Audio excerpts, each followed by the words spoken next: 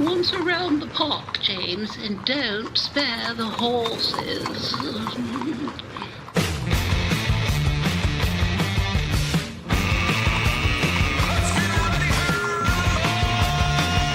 It's showtime.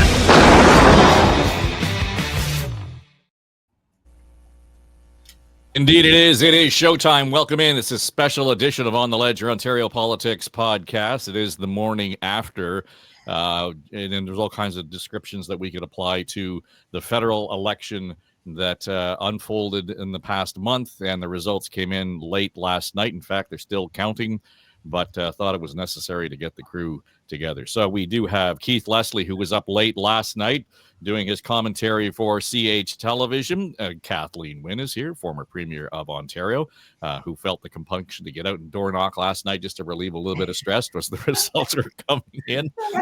Tim Hudak is here. He's a partner at Council Public Affairs and former leader of the PC Party of Ontario.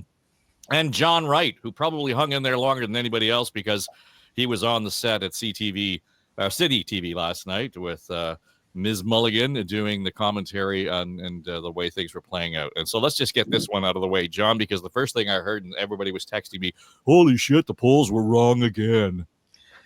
Yeah, well, you know what? Can you actually email in that tone? I want to use that. They do. You should see that font, Tim. Is that capitals or what is it? You know, I always have to split this into two parts, and that is talk about the polls and talk about the aggregators. So most, except for one polling company, they don't predict how many seats are going to be. So we went from, I think last time I looked, with the average was sitting at about 42.39 to 43.41.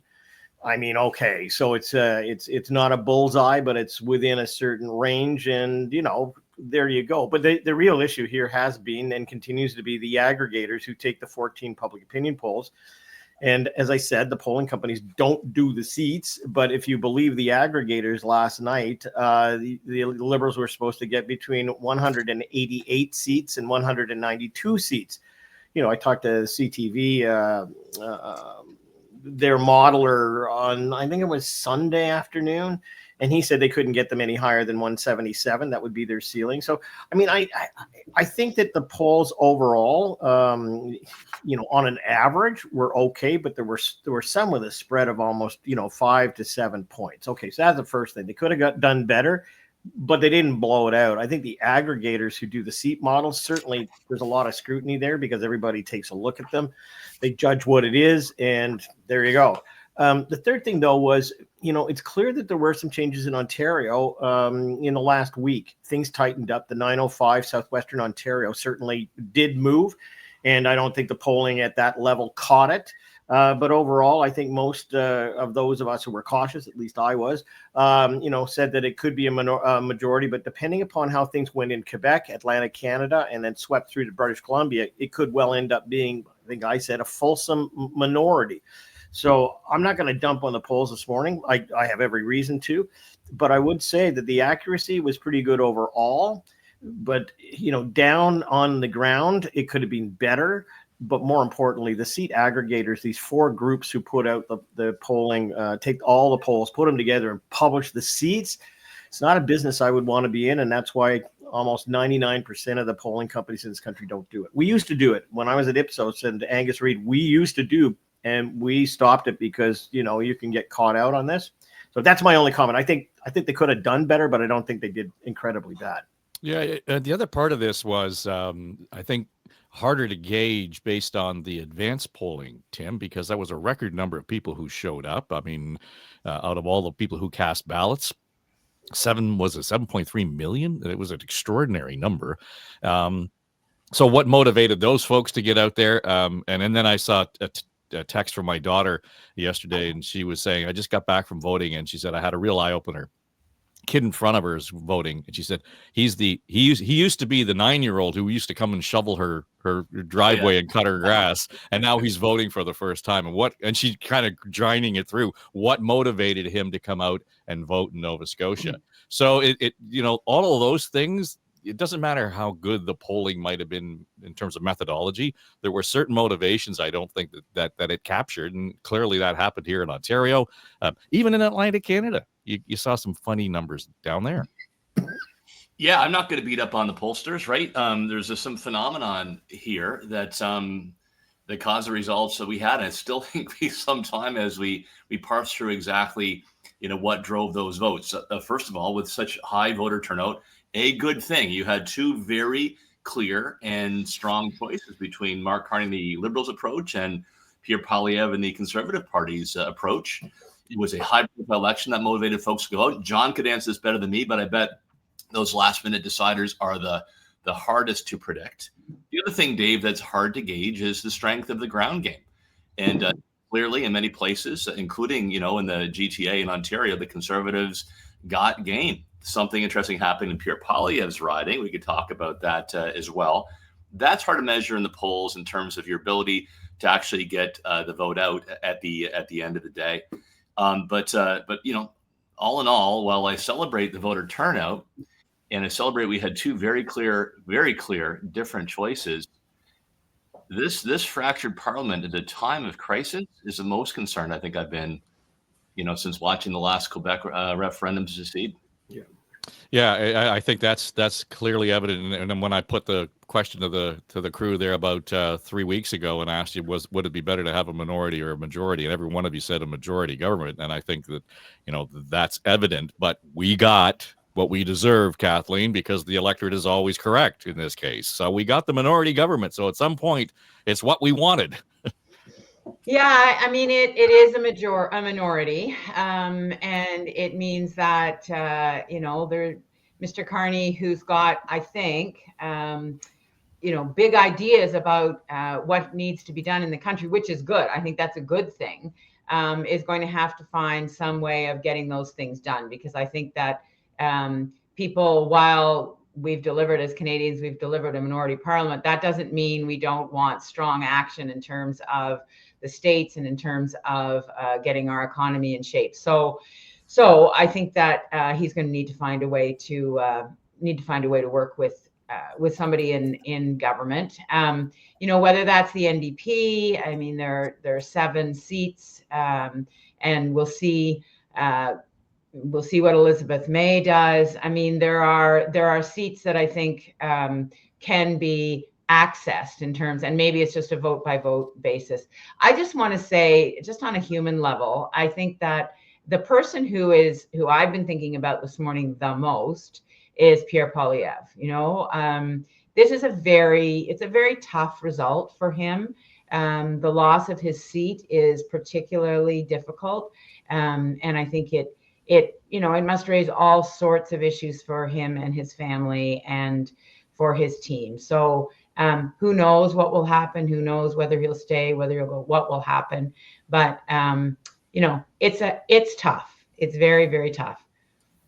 Well, we'll come back to that in a minute. But first, Keith, what's the first thing that Carney has to do? I have a thought in terms of the strategy, in terms of how do you coalesce some unity or some support within Parliament. My aim would not be south of the border. My aim, if I were Carney, would be Western Canada. Mm-hmm. Absolutely. He's got to do something to show some leadership federally that he's willing to basically get a pipeline built through Quebec or some major thing like this. Obviously, he's got to pick a cabinet. He's got to get a budget together, and he's got to pick a first foreign trip. And I think that should be to Washington. I think that, showing respect to Trump in that way would go a long way, and having a face-to-face with him, something Doug Ford never managed, would also be important. But Carney, I mean, he's got a heck of a lot on his plate. He's got an economy to try and turn around and to reset completely with new trading partners. So I think he's got an awful lot of work ahead of him. What's priority number one? What's the first thing? I think, as you say, appealing to Western Canada by showing that the federal government is willing to take some leadership and getting some, critical infrastructure built to get oil and gas to market as it needs to do to other markets besides the United States. So I think that's his priority. I want to just go back just briefly on the polls and actually defend the pollsters other than the seat aggregators, because I thought in all these polls I watch, and I think most people do, you watch the trends. I mean, the numbers themselves are, they're often within the margin of errors. They seem to be on this one. But if you look at the trends, they told us it was tightening up towards the end. Yep. And it absolutely did. I mean, it became a two-party race, which I think makes it harder for the pollsters in Canada to model things. But when it became a two-party race, it's almost split right down the middle. The popular vote, so very close. So I think the pollsters told us that. They also told us that the NDP vote was going to collapse, and did it ever? I mean, they were shut out in Ontario, Hamilton, Windsor, London, completely blank. Hamilton Centre, the riding they've held for years, Matthew Green, the same candidate, the former MP, he placed third in Hamilton Centre. That's just stunning. I don't know if the polls captured that down to that level, but they showed it was going to be a tight contest. But the polls did show us that the NDP vote was going to collapse. And I thought of all the speeches that I've seen posted, I thought Jagmeet Singh's was the most sincere, the most heartfelt. And I thought he played it right away. He clearly admitted he had to leave. And I mean, it was a terrible, terrible night for the NDP.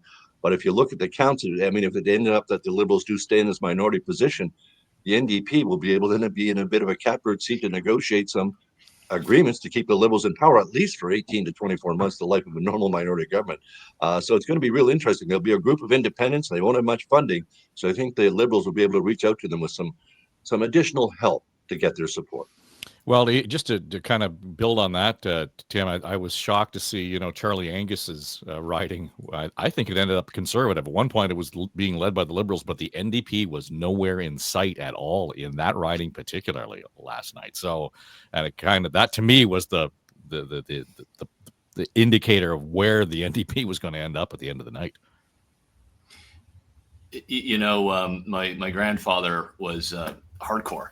New Democrat, CCFer, from the earliest days, always an orange sign on the lawn. He was a union representative in the petrochemical industry in Sarnia. And Dave, he always found sort of the happy warrior, very compelling about New Democrats. He, would have loved Jack Layton. Tommy Douglas was a hero, the Lewis brothers. And Jagmeet Singh, in my view, at the speech last night, I actually saw a bit of it, but never came across as that happy warrior. And then, secondly, I think, to be very crass in the term, that the stink of the Trudeau government actually rubbed off on him. He embraced them for far too long, couldn't get the smell off of him, and people in his own party, motivated by fear of Poilievre and Trump, for sure. But I think also disappointed in Jagmeet Singh. When you look at ridings like the Northern New Democrats or the Hamilton area down where I'm from, even, the Welland part of Niagara, they didn't see the champion of the little guy, the blue collar NDP, my grandfather's kind of New Democrats, and they hemorrhaged votes, I think, largely to the Conservatives as a result. Well, John, I keep wondering, and we're hearing all kinds of what ifs, and the future of the party is vis-a-vis the NDP. And I say, without any kind of irony, how long can the New Democrats be new? And last night was an indicator that, okay, it's getting old, guys. So this really needs a reset, rethink. The old Democrats. Right? It doesn't have the same ring, but Well, but I think it started, on the morning that the election was kicked off, and we had Jagmeet Singh effectively dividing the speech into two parts, where the first part was, you should elect me because you should thank me. Right. And then he went on to an issue. I don't think they ever caught their traction in terms of actually having an issue. And secondly, people are going to be tired of Jagmeet Singh after a while. And the two major parties in this country put together a vision which was compelling and competing for both sides. So they got squeezed out to the margins. No question about that. But I want to come back to one other thing that we haven't talked about. And that was the collapse of the Bloc in Quebec. I mean, there's another box to tick, okay, for pollsters, but there was a point last night, I have to say, that I was in my pessimistic mood, because at one point, the parties, if you looked at a coalition, I don't want to say coalition, but an agreement between two different parties, it would have been a tie between the Liberals and the NDP, and it would have been a tie between the Bloc and the and the Conservatives. I go to Tim's point as well. I mean, we do have a fractured country. We can't simply say, well, it's business as usual. We have a minority government, and they'll go back and shell all kinds of resources and money and attention on the NDP, and they'll get their support, especially when they don't have a leader. The reality is that we've got fractures in this country. Right away, we had Daniel Smith saying that nostalgia and hockey is not going to keep us together. So it's the banging of the drum for independence. We have some new awakenings that are going to happen in Quebec. Because there will probably be a leadership review there, and the Bloc will have to claw its way back. we also have to deal with Donald Trump. And I don't know whether or not, I had a bit of a gasp when Mark Carney brought in the platform with that huge budget, and it was almost kind of a blowback to the Trudeau Liberal days. So I wonder whether or not, I think Lisa Raitt said it best in my view the other day. She said it twice.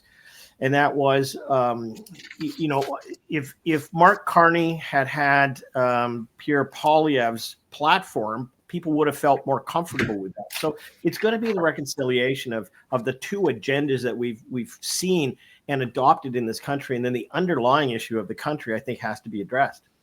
So let's get to the question here, and I posed the question, I guess, about 3 weeks ago, and asked you guys what was the likelihood that on January 1st, 2026, we would have different leaders in each of the parties that we had on January 1st, 2025, and nobody thought that there was any possibility, except me, that might happen. Well, here we go. The likelihood that we're going to have a new NDP leader, a new conservative leader, and we've already got a new Liberal leader. Tim, what happens to Poilievre? I know he was all fire and brimstone in the speech. I'm not going anywhere. It's all good, but holy cow, how do you survive that? Considering, particularly because he lost his seat. Think about that all night in the morning so far. So it's victory delayed, not denied. In his mind, they actually are very close on the precipice. The fact that expectations were high but then low and they perform better helps. So what do I do if I'm Pierre Poilievre? You're so close, right? You are just so close to becoming a prime minister that I would damn the torpedoes and do everything I can to reinforce the strengths you have within the party. I've reached out to some still early, conservative caucus colleagues. They don't even understand the review process that they may be going under. It strikes me that Poilievre has a strong base of support across the party structure. It strikes me that if there were a race on a one-member, one-vote basis, if it comes to that for leadership review, it will come to that he'll be very successful in that, because the Conservative Party is really a gathering of various tribes. And I think that he has, not across all of them, enough in the party to do well in a one-member, one-vote process to get one more shot. There'll probably be some casualties, including around those around him. We'll have to toss some folks overside. But I think he can win it that way. It comes down to will he have the support of the caucus. He elected, 22 new members. They'll be indebted to him. He had a solid whole leadership. And there's maybe some premiers, but that's a couple steps away. There's no solid, as far as I know, leader of the opposition within the party to take those reins. So I'm going to double down on what I said to you last time, David, did this pool. I think he survives, despite the loss of the seat, to fight and win another day. But let me suggest then, Tim, that the label was the lost Liberal decade. If we look at this honestly, it really is the lost Conservative decade, because they had 4 shots at the Liberals since 2015 and could not, make any kind of dent. The campaign rally cry when Harper was running against Trudeau was, he's not ready. And they were probably right in that, but they lost anyway. And over the last 10 years, as much as they tried, the Conservatives proving they're not ready. And we're going to be into another, at least 2 more years. Holy cow. That's got to be hard on your infrastructure in the party. Okay. So I think we would agree, maybe not. I mean, if he had won his seat, I think there'd be no question that he would continue on, right? So he lost his seat. We'll go through, exactly why that happened, what kind of efforts caused that. There's a significant swing behind the Liberal candidate. His vote actually went up in his riding, but the Liberal vote was a locomotive past him. Let me get back to my point. Dave, I'll turn that on its head. I think the fact that they actually, did toss out Andrew Scheer and O'Toole consecutively will reinforce Poilievre's case for another point. Now is not the time to try somebody brand new. And O'Toole lost really because he had campaigned as the blue Conservative in the leadership, and then reversed to where he actually embraced a form of carbon tax. So he didn't have that kind of support among enough of the tribes of the party to survive. It was reflected in the caucus vote. Well, I think it's actually a strength for Poilievre. Kathleen Wynne, when we look at that, that will be somewhat of a distraction for the Conservatives. And if nothing else, let's agree that we need a strong opposition. So, to what extent does that, sort of weaken that opposition? We want Carney to have vision and be bold, but at the same time be held to account. So, and it will only be the Conservatives right now who hold him to account. If there's a distraction there, he has kind of a lot of wiggle room until they can kind of figure out what to do. Yeah, exactly. I mean, it's a bit of a vacuum on the other side of the house, and that is advantage Carney, I think. But I don't know, Tim. I mean, when I look at Melissa Lantsman, you don't think she's coming for his leadership? Like I think she's a strong contender, and she's got that pit bull, and she's smart and all these things. And you guys haven't had.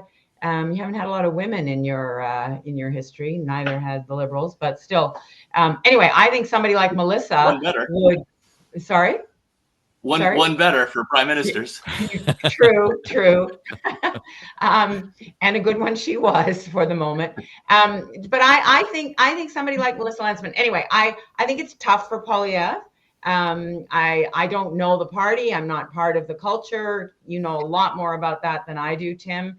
But, the fact that he didn't win his own seat, and the fact that at the end of the campaign, the reason there was a bump in the Tory fortune had to do with removing him from the ads, from the front and center stage.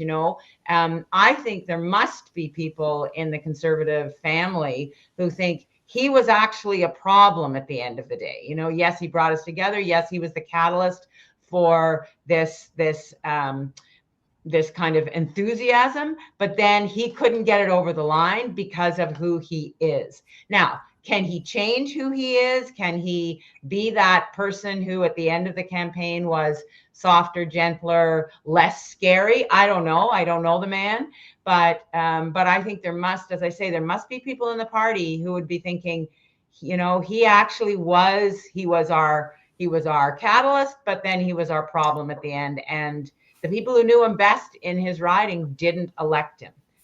And having been somebody who in a sweep the other way, I held my seat. I mean, it's a gratifying thing.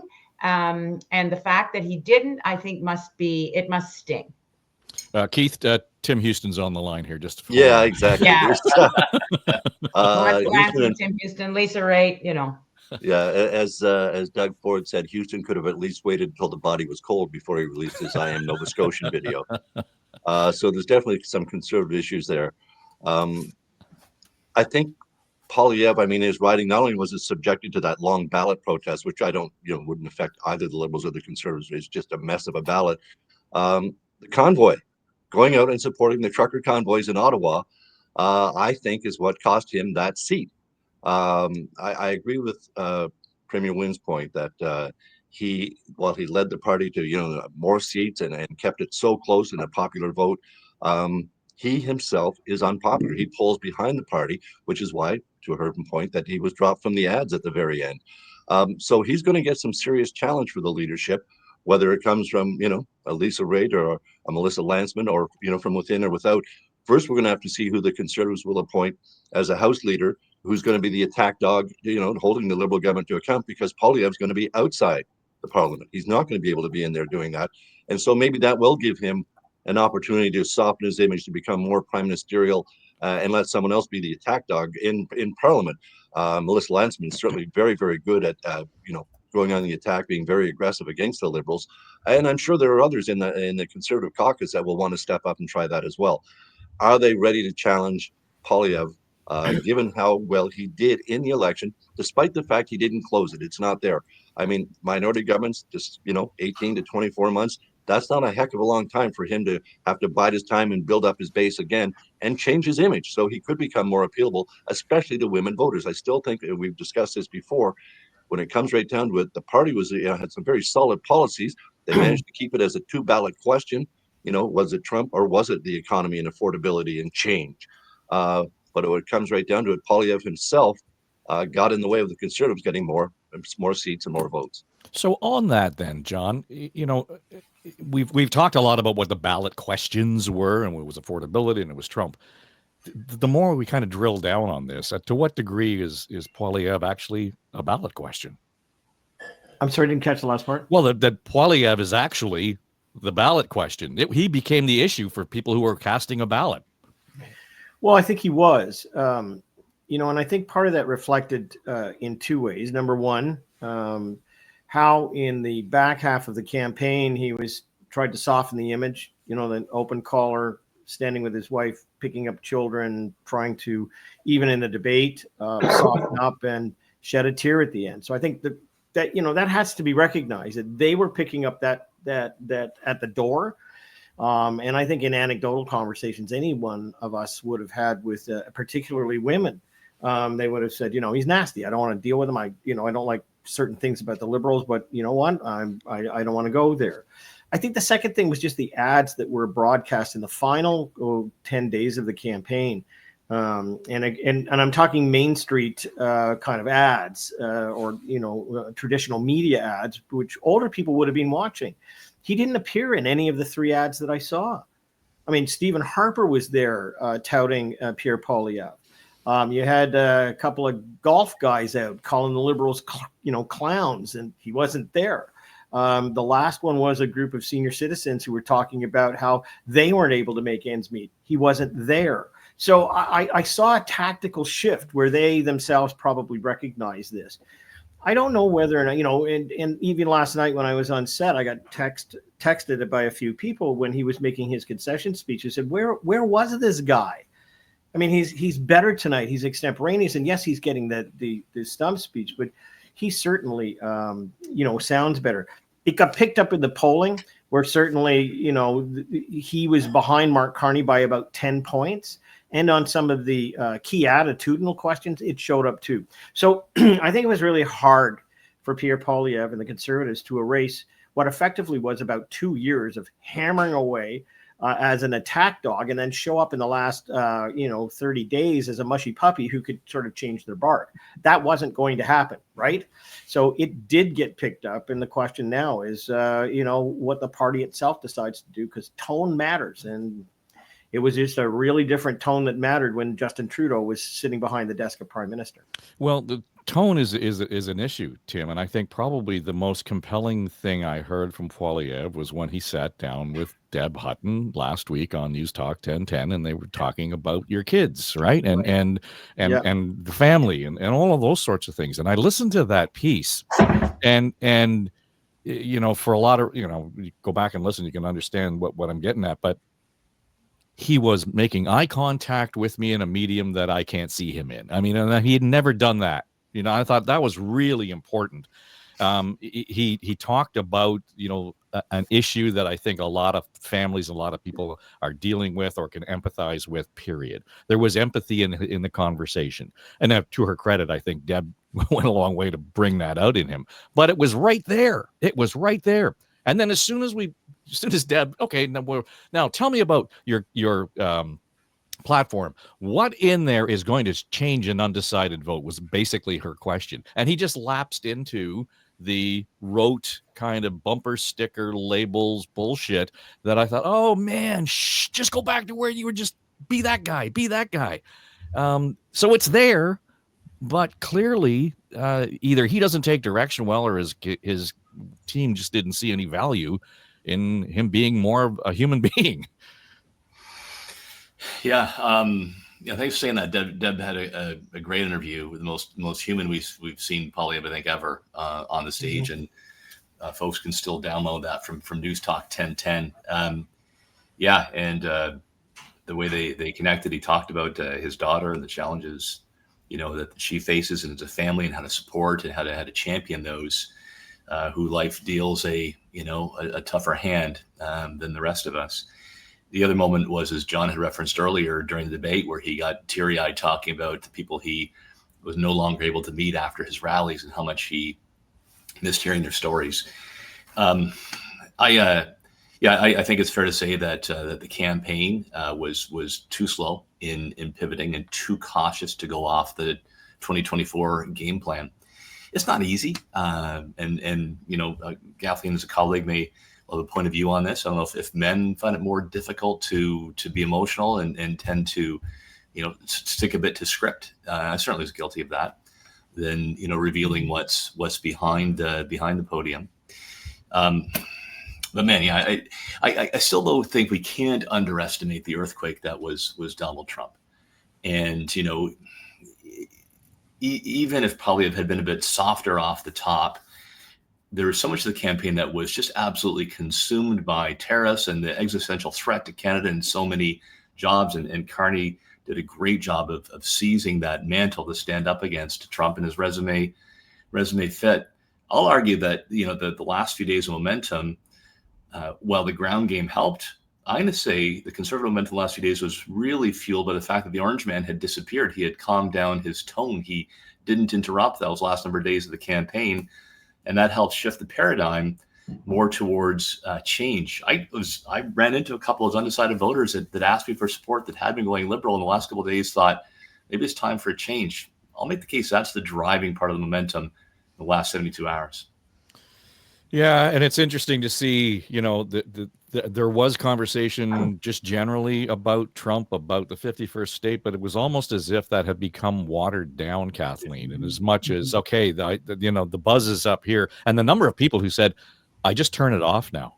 I don't pay any attention to it. So at some point it was, it was a diminishing return no matter who it was benefiting. And we wanted to get back to, okay, what's in front of me and what do I need to deal with? Now, we're still going to have to deal with it because he's still in front of us, but there was a different tone in terms of our approach to Trump. Yeah. And I think to Tim's point, the initial part of the campaign kind of baked in that fear around Trump, right? That was the foundation that Carney built his campaign on. That didn't go away, but I agree. It did start to dissipate towards the end, and people started to think about different things. I was doing calling yesterday up here in Simcoe Grey, and not a riding known to be a Liberal stronghold, although Bren Monroe did, she increased the vote count for sure. But I, on a list that was a marked Liberal list, I encountered people like a gun owner, who had started to, reignite the anger around guns and the Liberal treatment of him and his buddies, So I think because the Trump threat kind of, it didn't recede, but it was quieter in the last couple of weeks. People were thinking about other things, and that kind of brought them back to Poilievre.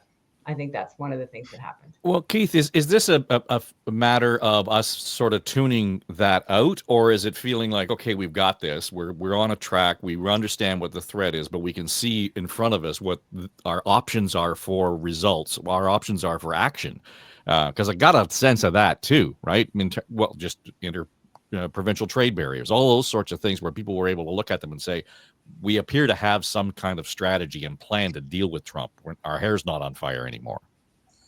To Kathleen's point, she used the word baked in, and I think that's it. Voters had the Trump thing baked in now. They could actually take a moment or two and look at other issues.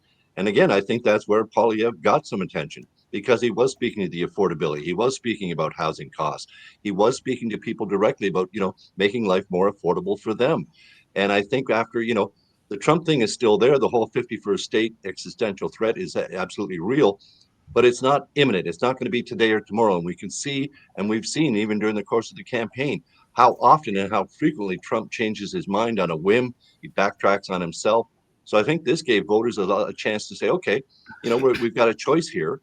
As I say, it was two ballot questions right down to the very end. Was it Trump or was it the affordability and change issue? And I think so many voters took a chance and said, Trump is a serious threat, especially the tariffs, but it's factored in. It's like when the markets, the stock markets factor in things, even though they're going to shake up everybody else, it's baked in already. The markets have factored it in. I think voters factored it in.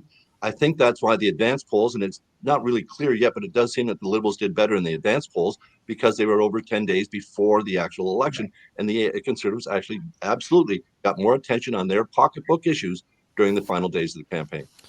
So, John, we're all over the U.S. networks, the first 100 days of Trump. And who would have thought that on the first 100 days of Trump, Canada would have a newly elected prime minister? 1, 2.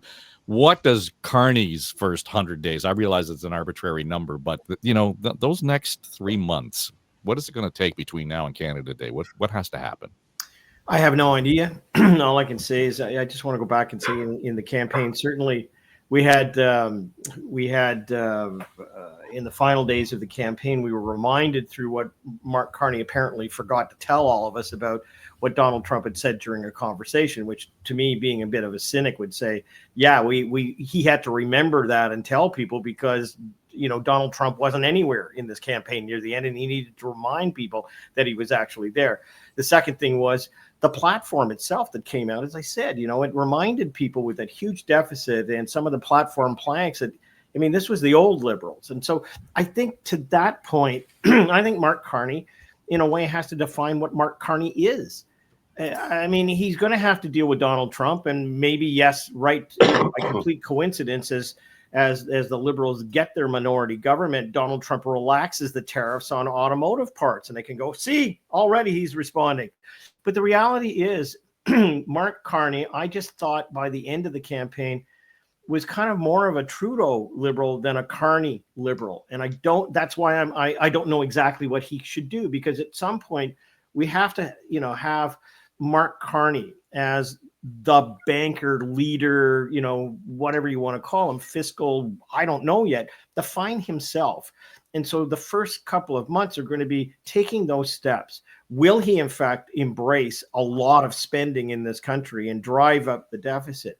Will he, in fact, prove to be an ample negotiator with the man south of the border? Will he get respect? What will be the planks that emerge, especially when that underlying current is about affordability? Will he address that and say, you know what? We have lots of concerns, but the first thing is to cut the capital gains tax, to make more of an investment and have private capital return to this country. He's got some options, but I don't know who the real Mark Carney is. And I think he has to define that for the rest of the country. Dave, can I jump in on this one? Because yeah.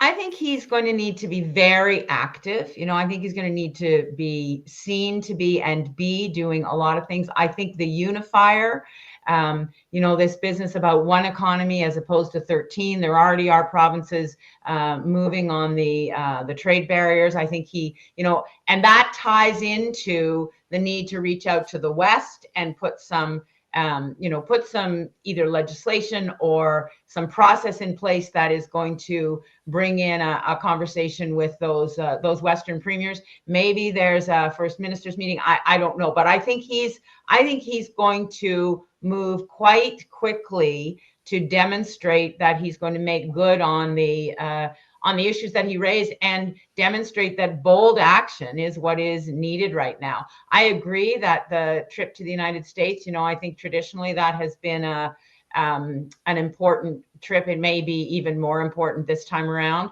My guess is, what do I know? But my guess is that's the kind of activity that we're going to see right away. And the other thing is he's going to have to demonstrate with the building of his cabinet that there are some significant changes. I don't know what that looks like, but the cabinet can't reflect what was there before. There's got to be enough change that people say, okay, this is actually a different government. Well, and Tim, it's also in the PMO. I think who's sitting in that office as well is really going to sort of qualify the character of this government in the early days. And an early punch that landed from Poilievre in the debate was how he talked about the same Liberal staffers, right, who are behind the curtain and off stage. So I think Premier Wynne is right. He needs to have a new cabinet with a lot of new faces. And now that he's quite secure in his leadership of the Liberal Party, to dump those who just are lightning rods, particularly to Western Canada. Number 2 on my list would be to embrace the West. I think he needs to be more clear about where he will go on oil and gas and energy projects. I thought his program there was still too reminiscent of the Trudeau approach.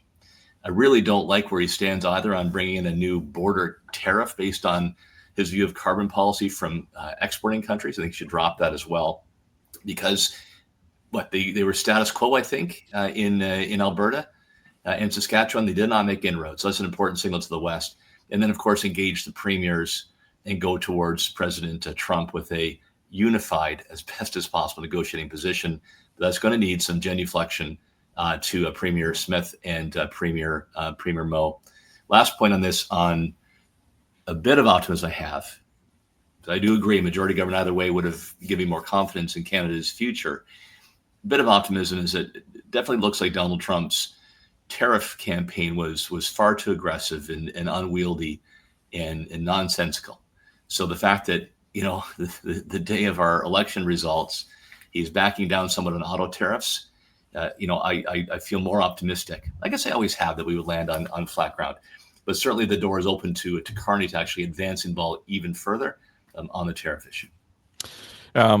Keith, with all of that, I wonder, whether Mr. Guilbeault and that sort of part of that cabinet, the Trudeau cabinet, are going to be the ones that are thinking, what seat am I going to get in the legislature?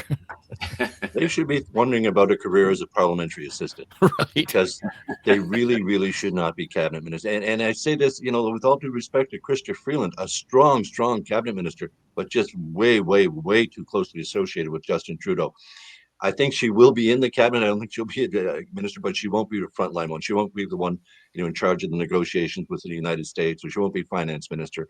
But yeah, you've got to dance with who brung you. So he's got a lot of former Trudeau cabinet ministers in his caucus. But I think he needs to reach out. He needs to broaden it and bring in many, many new faces, as many as possible. Keep a couple of senior ones, in the pivotal roles. But show us a really new cabinet, a leaner cabinet, and then have a budget that somehow scales back that platform that John criticized when he put out, because it does, just increase so much the deficit. It just balloons. It's just nonsense. But show us in that budget exactly how you're going to finance and help the workers who are displaced by the tariffs, who lose their jobs. That's going to be a real challenge. And how do we get that out? Is it, like during the pandemic, do we just issue checks? Is it, I know the Poilievre plan was tax cuts. Well, that's not going to do it. So he really needs to specify how he's going to help those workers, because we're already seeing workers being displaced. That's going to be, I think, something people are going to watch really, really closely. And that's something we're going to need to see a difference from the previous government. That's where he can put his own stamp on it with a Carney type program.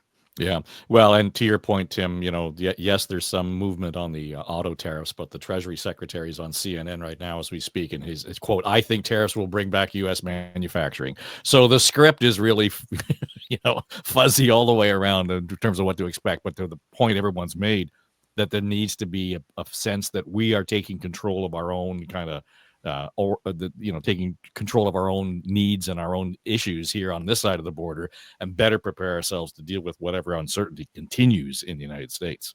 Well, we want to be an energy superpower, but we want to know what exactly Mr. Carney means by that, because to most Canadians, that means a pipeline that's going to get oil and gas where we need it to go to get to other markets besides the United States. I don't know if it means that to Mr. Carney. Well, and Keith, you said the issue about displaced workers. Building a pipeline, doing those things, those are long-term projects, right? Those don't happen overnight, but people lose their jobs overnight.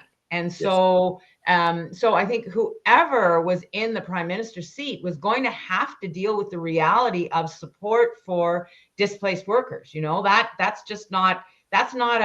don't think that's an option. And whether it's retraining or whatever it is, that costs money. So, so while I hear the concerns about the big budget, the reality is that those costs are there. They're not going away. I don't think the uncertainty that Trump has put in place is going anywhere. And so there have to be supports for people whose lives have become more precarious in the last 6 months. We never got to Jamil Javani this morning, but the crew is going to sit down and do our regular weekly this week for On the Ledge, and perhaps we'll kick around that back and forth, because I'm not sure Jamil wants to be picking a fight with Doug Ford, but clearly he's in the mood for one. So that's the night he won re-election. Yeah, that's exactly. the victory dance. I hate to see him when he's pissed off. Exactly. The only other thing I would say to end this up is that we end up with seven elected members of the parliament who, in fact, have got now the most persuasive position, and that is the 7 NDP members. I mean, all of a sudden, we're back into a minority government, and what could have been running from the left and then governing from the right in some of the fiscal and different financial issues of this country, so that Mark Carney could make some choices. They've got to keep the NDP on side. I mean, they can't ignore them. They also may do what other parliaments have done in the provincial legislature, which I've seen, was kind of say, well, listen, we'll keep you on side by giving you more research money, or we'll do something to make sure that you're okay. This puts us in a different position where you can't just kind of move ahead. You've still got to have the NDP support. And so that'll be interesting to see what kind of leadership emerges, what kind of issues that they are demanding the support on, and where that goes forward, because it's not just it's not having a breakaway on the St. Lawrence, that's for sure. In an ice hockey game. I'll just get a counterpoint. I don't want to quote from Joe Clark's playbook, the greatest demon in Conservative Party history. However, I cannot see the New Democrats want to be anywhere near an election campaign with decimated, so you can't, I guess, take their votes for granted, but boy, I think you can push them pretty far. Correct. Yeah. I just thought, and that was sort of the second breath everybody took. Oh my God, we could be back in an election in 24 months. Yeah, and nobody wants that. Nobody wants that, and I think that's a bit of a security blanket for the Liberals, that nobody wants to go to an election. I think people would just be furious at whoever precipitated that. I just want to make one comment about the polls, because I didn't answer your question properly at the beginning, Dave, because I got distracted. But I just want to say that aren't we glad that the polls don't know everything, can't predict everything? It really comes down to what people decide in individual ridings. So in York Center, for example, I was out with Yara Sachs. She's a terrific candidate. Roman Babar is what Roman Babar is, but he ended up winning. And, that was because people had a particular antipathy on a particular issue in that riding, which the polling just doesn't pick up, those idiosyncratic ridings. And I mean, it is what makes elections and democracy so interesting and so important, that people go out and actually express themselves. So with all the due respect and love for pollsters, I'm really glad they don't get everything, I'm feeling the love. And I want you to, John. Thank you so much. Well, it's interesting here as we wrap this up. It's just before 9 o'clock on April the 29th. And in past, I would always say things may change by the time you hear this. Things may still change, because they're going to continue the vote count at 9:30 this morning Eastern time at Elections Canada. And to your point, Kathleen, I'm looking at Kelowna, British Columbia. The Liberals have 47.7% and the Conservatives have 47.4%. Yeah. So, and there's still one poll to report. So who knows how that's going to play out. All right, well, we'll leave it there. This is your special edition of On the Ledge, your Ontario Politics podcast. We'll be back at it again in studio Thursday. We'll drop the show as usual on Friday. So thanks to Kathleen Wynne, Tim Hudak, Keith Leslie, and John Wright. Thanks to you for hanging in there, and it's always good to have your comments, your insights, your questions about the show.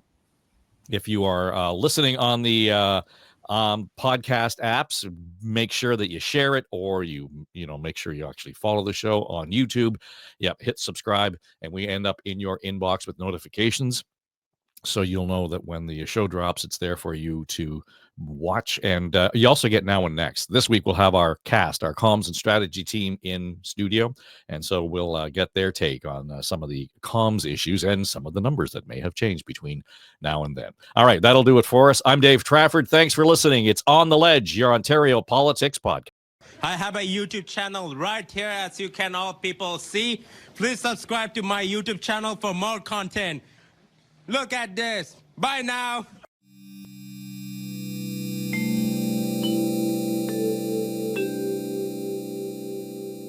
This is SSN. Story Studio Network.